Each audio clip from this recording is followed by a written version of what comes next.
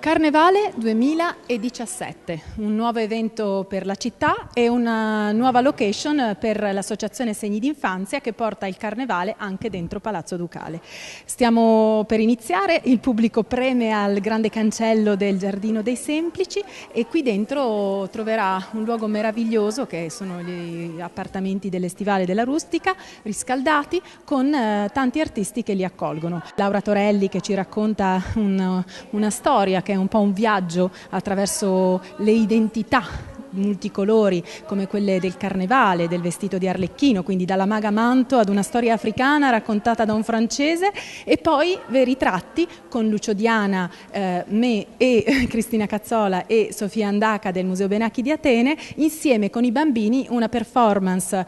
di videoarte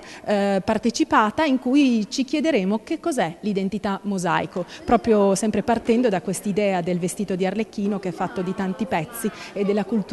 che ormai è mischiata, è piena di elementi e che ci piace comunque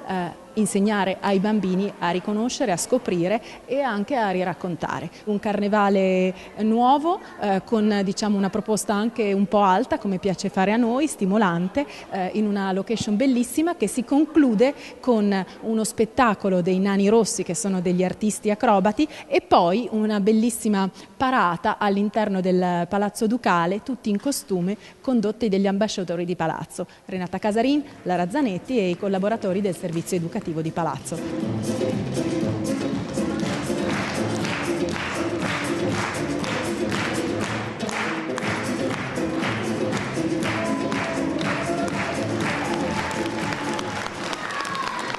I Gonzaga credevano nel palazzo che raccoglieva tutte le varie forme di maschere, di commedia umana diremmo noi oggi,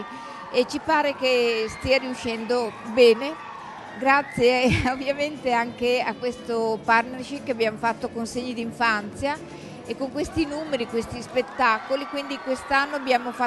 tentiamo questo primo evento in grande per poter poi migliorarci.